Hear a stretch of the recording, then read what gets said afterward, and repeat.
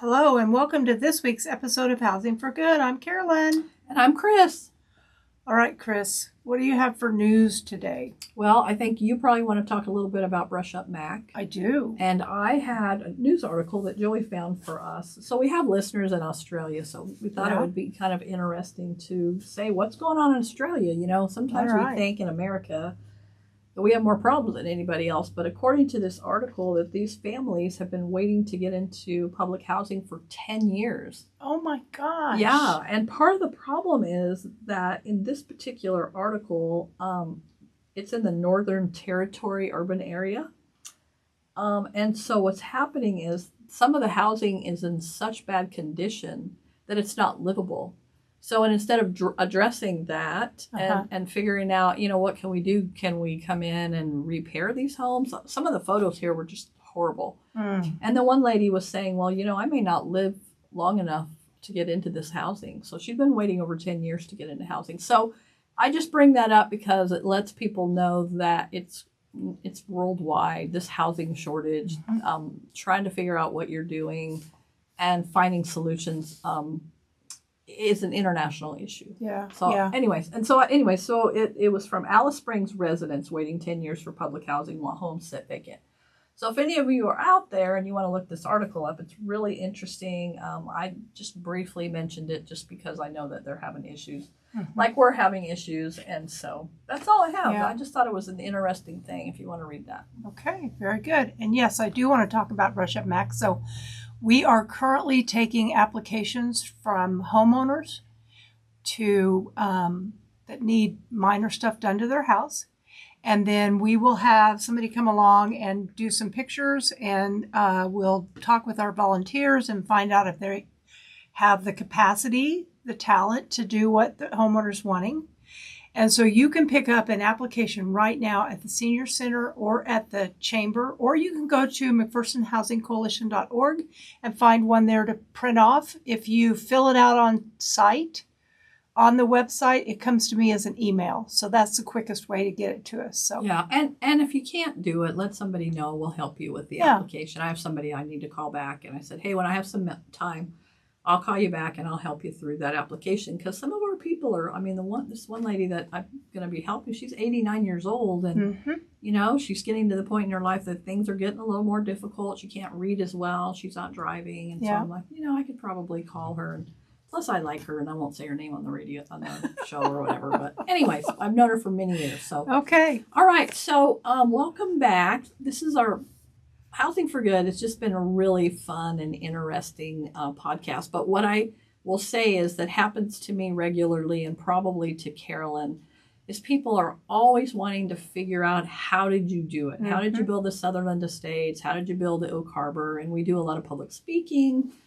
We meet with people individually, and I'm like, oh my gosh, can we just do a podcast on it and say, hey, why don't you go listen to the podcast? Yeah, there you go. So this is going to be we're going to do episode 1, and then in another week we'll do episode 2 of how to do this, or just kind of give you the basics. We're not going to give you all of our trade secrets, right? Yeah. But we're going to give you enough information that we hope that it'll maybe answer some of the questions that you have about how to do it. Yeah. Okay.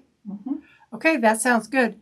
So a lot of communities, they already have nonprofits, churches, and city programs that are doing really important work, but they don't always know how to take the next step into actually creating housing.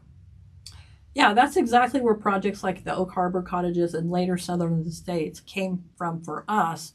We weren't starting from scratch, and that's the huge thing about this. I have people coming to me, and they don't have any of the things that they need to try to make this work. I mean, we all have great ideas, but you need to have some kind of a good foundation. Do you have an organization? Does it meet the right criteria? Do you have somebody who's willing to do the financial portion of it? Do you have all these different things? And so I would say that if you are somebody that you have this passion and you really believe it's what you're supposed to do, or you have a group of people, you've got to start from the beginning. You can't jump ahead. Yeah. Start the organization and build something that that'll be sustainable from the beginning. Yeah. Yeah, we've had a number of people come to us and they have really great ideas about what they want to do, but they're like by themselves. And so today we're going to talk about through how the vision forms, how it becomes viable, and what it really takes to move from idea to construction. So for us, the vision didn't start with a building design. It started with families who kept showing up needing help and nowhere stable to send them. There was really nothing that we could do for these families. And we knew that we had this huge problem and we're like, how are we going to address it? So that's really where it started. But again, we already had McPherson Housing Coalition. We were already established. So this wasn't like the first step. This was like 50 steps down the road after we already had experience and education and relationships and all of those things before we started. Yep. Yep. And so we were seeing people living in their cars, in motels, doubled up with relatives and cycling through short-term fixes. Yeah, and when you're doing prevention and emergency services long enough, you start to see patterns. You realize this isn't just about one bad month. It's about the lack of housing options. People didn't have anywhere to go. We had nowhere for these people to go. Yep, exactly. And so the project really came out of service gaps. Yeah, the question becomes what's missing in our community's housing system, and can we fill that gap? So you need to look in your own community, what's missing? Do you have enough? Maybe you have a lot of low-income housing. I don't know who has that, but or maybe you have more permanent, or maybe you have this, or maybe you have that, but you got to figure out what the gap is. And is somebody already doing it? Because if somebody's doing it, then work with them. Yeah. So when you're thinking about those gaps, I know one thing that Chris and I always have a conversation about is you have somebody that has a problem and it's like, okay, can we get that need met? If that answer is no, that is a gap. Right. So another big piece that projects work best when you already have the right mix of skills on your team. And you have to understand, and this is something I think where I begin to overwhelm people, because it's not just about passion. Compassion is really, really important, but it's about financing, zoning, construction, property management, compliance, and all of that really matters. Do you have somebody on your team, or can you find somebody who can help you through that? I personally, I've been a real estate appraiser for many years, so I knew a lot of this. But I'm not a finance person. I'm not a CFO. So fortunately, I had somebody that was able to step into that role. And so all the different roles that are necessary, you have to make sure that somebody's able to fill those before you even begin any of this. Yep. Yeah, your background in real estate and appraisal and construction and development really shaped what was possible. Yeah, it helped us understand what we financially realistic, what would appraise, what lenders would accept, and what cities would approve.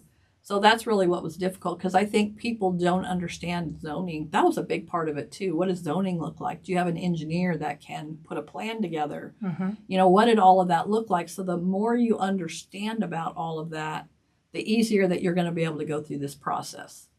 Well, the other thing is your leadership and organizational education played into that too. And the piece that people miss or they don't know about you is that when you did your master's, you really did it based upon what you wanted the emergency shelter to look like, what your ideal was. And so by the time you finished school, that had been torn apart and and just everybody had all these reasons why it wouldn't work. And so you got your master's, that was your thesis. And now you're getting your bachelor's in organizational leadership. So I mean, this girl doesn't stop, but those are key components that have helped us be so successful, is to have the education. Yeah, and once you start building housing, here's the other part. Sometimes it's not as hard to build housing. It was for us, because nobody wanted to give us any money. They were like, you're doing what? That sounds cool. We don't want to pay for it, though. Yeah. You do it, and then you let us know how that's going to work. But you're not just running programs. You're running assets and long-term operations. So that's why it's important that you have an established organization that understands how to run those assets and understanding it's long term. It's not just this big thing you want to do and then you die and then that's the end of it. Yeah. One of the biggest misconceptions is that housing projects start with big federal grants. Yeah, and honestly, they usually don't. Early projects are almost always funded locally, and that's how the Oak Harbor Cottages came about. Was we were funded locally. Yep. I think all of the money came from local people. Yeah, it did. So we had churches and donors and small businesses and city partnerships that we could not have done it without them. Now, we did have one foundation that really gave us money to get us started. Mm-hmm. Kind of like that first donation where your mom came running down the hall, grabbing her chest, and we thought she was having a heart attack. I know, right? And it was like, nope, this is just the seed money to let you believe that it's possible. Yeah, and it was also, we got a lot of in-kind support, which was donated labor, donated materials, volunteer hours. That's how pilot projects get built. So if you're in a community somewhere and you're like, where am I going to find this money? Start locally, because once you get a reputation as somebody that knows what they're doing, then other people jump on the bandwagon and they will help you to move that forward. That's really important. But you're going to have to do a little bit of running around, talking to people. I don't always like asking for money, but I can't write a check for this. And most people aren't going to because they thought we were crazy anyways. Yeah. But what we've done also has built our credibility. People now know that when those crazy ladies say they're going to do something, you better stand back, because I know somehow we're going to figure out how to make it happen. Yeah, and when people see something actually working, it becomes much easier to attract larger funding later. And I think that's true for us, that we've been able to get larger and larger grants because people think, oh my gosh, this is working. From homelessness to home ownership and everything in between is not just a saying, this is working. Yeah. Yeah. We proved that the model we wanted to do could work. And so now people have seen that, and they're coming to us from all over, wanting to know, how did you do this? So here we go. This is the reason for today's podcast. Right. And then public speaking, community support, that is huge. And I think we've talked about that a lot in just about everything we do. You have to talk about the need. And a lot of people in your community, especially middle-class people and people with even more means than that, they don't even know that there's a problem because they don't see it. And so you have to start talking about it so people can see that there is a great need in your community, and here's the solution. Yeah, and it's not just about the data. People always want to know, well, how many people are there homeless in McPherson County? Okay, well, if it's one, it's too many. We spent a lot of time speaking at churches and civic groups and community events about why we needed to do this. And I think we told a lot of real stories. We're very careful. So we don't like to parade people around. Yeah. It just bothers me a lot to parade somebody around, especially when they're in probably some of the most trauma that they've ever experienced. I'm going to be careful with that. But we did tell stories about families, even though they were anonymous, and maybe the way we're doing it isn't as powerful, but it was important that people knew these are real people. We're not making this up. This is really happening, and we're having a lot of success. And here's the success that our families have seen. So it has to become personal and not political. We have to get that political part out. Yeah, and that's how you build the donors, the volunteers, and the advocates. When people can realize that the story you're telling them has a human face behind it, and this is really somebody's life right now and what they're living. I mean, I can't tell you the number of times that people would start to cry when we were talking to them to let them know the personal stories that go along with what we're trying to do. Yeah, and housing projects need community champions. I felt like we had a lot of champions out there, people out there who were really walking beside us. I mean, when we built the Oak Harbor Cottages, we could not find any federal funding. There was no state funding. People honestly thought that we had lost our minds. I mean, like, what you're doing has never been done before. Why would we give you our money to try to do something that we don't even know that's going to work? Not understanding that we had a really clear plan and a really good, everything was our marketing, our funding, we had it all worked out, but they just couldn't see it. And I guess when it's not your vision, sometimes it makes it more difficult, but we need champions to help walk beside us. We had one person per house. We had 10 houses Mm-hmm. who was willing to be the person on that house and make sure that it got finished. Yeah. Those are champions, people that were out in the community talking in a positive way about what we were doing. Mm-hmm. One of the things, it got to the point where I laughed on Facebook because we have this thing called Public Right to Know, and people in there are mean. I mean, my dad and I used to sit at the table when he was living with us, and he would say, "Hey, let's read Public Right to Know. It's hilarious." No. So it's hilarious until it's about you, right? Yeah. And that's not so hilarious. So Yeah. anyway, so somebody was on there and they tried to say, somebody said, well, I know this isn't a popular thing, but this is blah, blah, blah. And everybody was attacking the person. So I'm cracking up because it became to the point where people were afraid to say negative things. Mm-hmm. Unless they saw me by myself in the street and wanted to yell at me in private, which happened a couple times. But for the most part, our community stepped up with everything that we could imagine to make this happen. Well, and even the person that was screaming at you from the street when we wanted to do Sutherland Estates, then she actually came to the meeting and said, let them do this. They know what they're doing. Yeah. Let them do it. Yeah. So eventually, when projects start working, they start to get noticed. Yeah, city leaders, they start paying attention. And in our case, they did help us. They helped get that drainage pipe out of there so that we could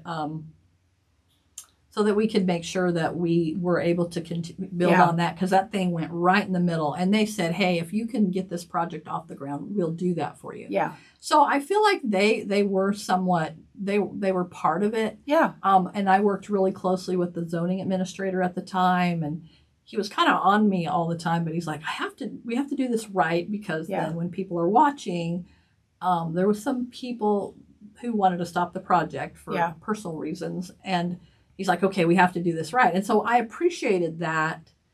Even though he drives me a little crazy, he was really looking out for our best interests. So I really appreciated that the zoning administrator was doing that. And I mean, that's a champion, anybody that was helping us and working alongside us. So that was really cool.